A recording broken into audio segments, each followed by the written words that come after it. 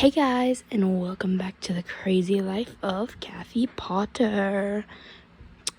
This is stories at 4 a.m. that you probably shouldn't be listening to. Dun dun dun! Here we go. There was once a girl named Sheila who lived in a small house on top of a hill. Sheila lived there with her mom and father and small brother named Derek. Sheila loved to paint. She went often into the clearing next to her home to paint pictures of the woods, the rivers, the animals, and more. Sheila could spend hours there, getting so lost in her paintings that she would never notice what was happening anywhere else. One day, when Sheila was so lost in her paintings, her house caught fire and burnt down. Her parents yelled for her and her brother yelled for her, but she did not hear anything, as she was so distracted in her work. Soon the fire had spread to the clearing and was racing along, tree to tree, towards Sheila. Sheila ran fast into the woods, not knowing, not caring where she was going, just trying desperately to escape. Sheila did not know what to do, as it was getting dark, and the fire was still blazing, so there was no way to go back to her home, as she didn't know a circuitous route around the fire. She climbed this tree, a very short tree, so she could get back down in a hurry if need be, and so that the smoke and the heat would not hurt her lungs as much. But she also wanted to be far away from the wild animals, as they would come out at night. She climbed the tree and laid down in its branches, which were thick enough for her to lay on if she lay still. Sheila, as expected, didn't get that much sleep that night, hoping her family and brother and animals in the barn were okay. She knew that all of her paintings were completely destroyed in the fire, meaning she would have to start her collection all over again. But she didn't care about that, as long as her family was okay. The next day, Sheila woke up from a doze she had been in all night, in and out of. She climbed down from the tree, not easily, twisting her ankle on the way down. Sheila continued walking, trying to find a way around the flames, which seemed to stretch endlessly and were still burning surprisingly. She saw a small break in the fire, like a trail. It wasn't exactly a clearing that the trees had already been burnt to. It was a literal trail or tunnel in the fire. She decided to go through it, knowing the danger of the fire somehow closing in and getting her. However, she had to make sure that her family and brother were okay. Sheila walked through the tunnel, twisting and winding. It sloped downward, even though she had been going downward when she was racing from her home, which confused her quite a bit. She didn't know if it was just her imagination, or maybe it did slope down because of how far she had to travel to get around the flames. She continued to walk, faster and faster, as the heat slowly got to her and made her see things in the fire that she didn't actually think were real, like faces or hands. Not human hands, demon hands. She finally left the fire. But she wasn't home. She was in a black and white version of where she had left and where her paintings were. Everything was black and white and gray.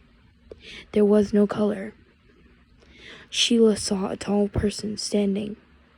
Person was kind of a loose interpretation of what the thing she saw was. The thing walked towards Sheila and said in a deep voice, "Sheila, you must make a choice now." Sheila walked backwards slowly, but found a wall which hadn't been there before. The voice said again, "Sheila, you must make a choice." And Sheila said, "What? What choice do you speak of?" The thing that was walking towards her stopped and said, "You must choose who to save." Sheila was confused, as she didn't know who this was, and as she did not know why or where or how she was here. She slowly asked the thing that was standing in front of her, "What do you mean by this? Who am I choosing from?"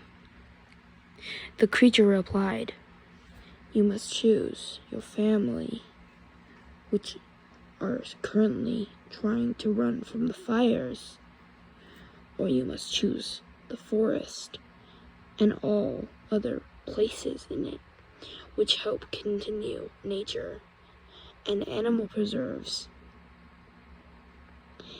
and people in the stations."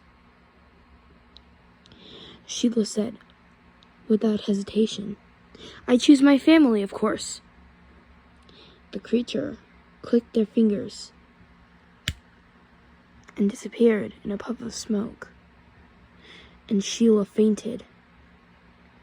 When she woke up, her family, her mother, her sister, her brother, and her father were standing around her, along with the family dog and cat who had survived the flames as well. Her mother's hand was wrapped in bandages, and so was her brother's foot, and her father had a small burn on his arm. But apart from that, they were unharmed. Sheila walked up to them and said, "Where have you guys been?" Her mother replied, "No, Sheila, where have you been?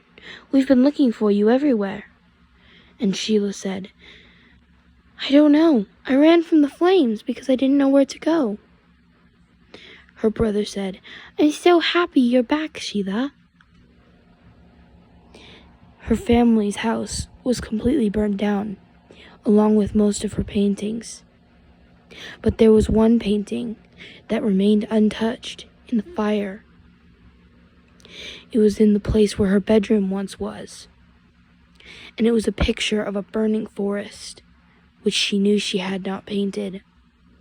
A burning forest with people running and shouting in obvious fear. And as she stared at it, she heard the voice in her head saying, "This was your choice." Now I'll give you some history on this disturbing legend.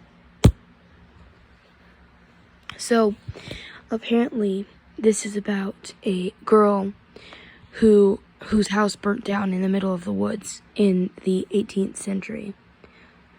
And her family somehow had survived the fire. But shortly after the fire, there was an explosion in a power station, and many, many people passed away.